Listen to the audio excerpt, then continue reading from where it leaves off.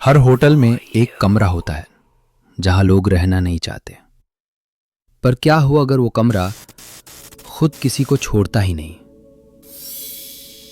आज की कहानी है रूम नंबर 303। एक ऐसा कमरा जिसमें जो गया वो लौट के कभी नहीं आया। ये कहानी है आर्यन की, एक सॉफ्टवेयर इंजीनियर जो क्लाइंट मीटिंग के सिलसिले में शिमला गया था। उसने रुकने के लिए होटल में रूम बुक किया।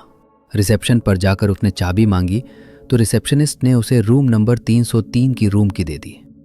रिसेप्शनिस्ट ने अभी ज्वाइन किया था, इसलिए उसे उस रूम के बारे कुछ पता नहीं था। आर्यन रूम की लेकर रूम में चला गया, लेकिन उसे नहीं पता था कि यह रूम उसकी जर्नी का सबसे बुरा हिस्सा बन जाएगा। आर्यन ने रूम का दरवाजा खोला।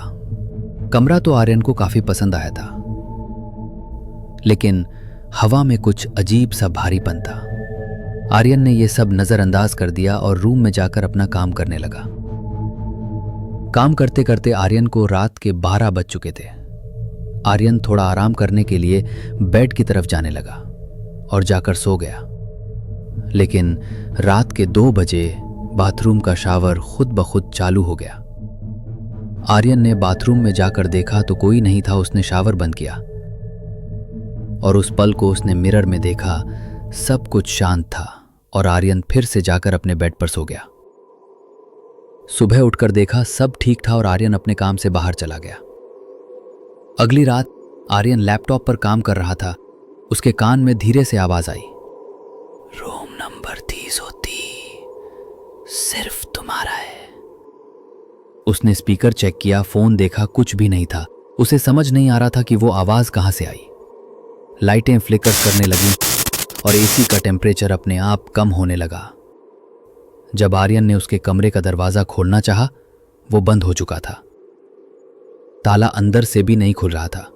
कमरे में हर चीज हिलने लगी। आर्यन ने पैनिक में अपना मोबाइल उठाया।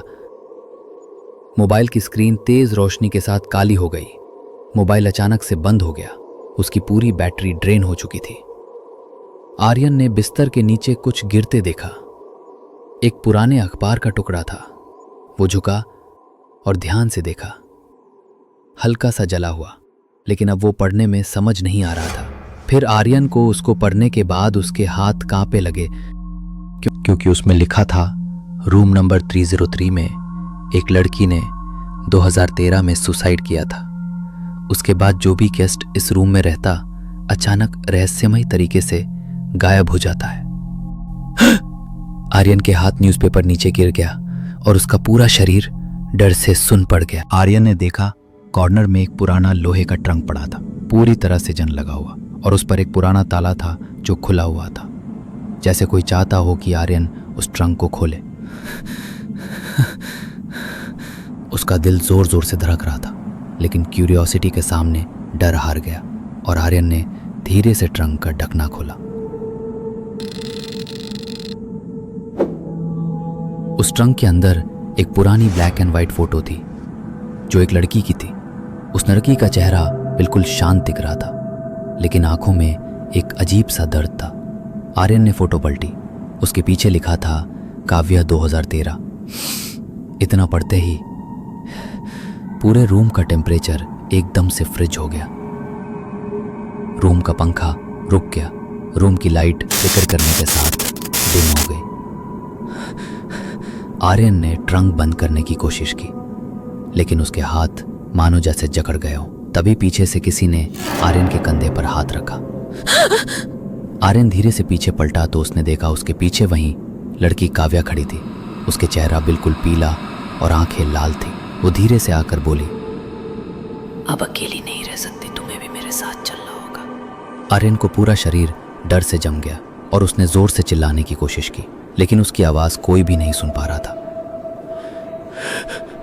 तभी पूरे रूम में काला धुआं फैलने लगा और पूरे कमरे में अंधेरा हो गया।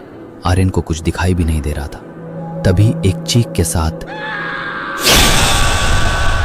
पूरे रूम की लाइट्स बंद हो गई। अगले दिन सुबह 6 बजे आर्यन ने रूम चेकआउट किया, लेकिन जब हाउसकीपर रूम में गए तो उन्हें रूम में एक नोट लिखा मिला, जिस पर लिखा था, thank you for letting me stay.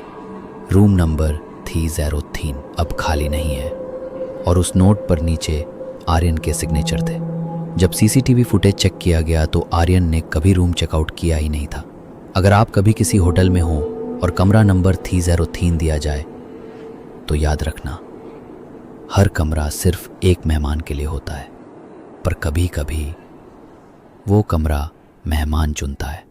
Friendly like करो अगर आपको ये वीडियो पसंद आया हो और कमेंट करके बताओ क्या आप रूम नंबर 303 में रुकना चाहेंगे। ऐसी ही और हॉरर स्टोरीज देखने के लिए हमारे चैनल हॉरर वर्ल्ड को सब्सक्राइब करें।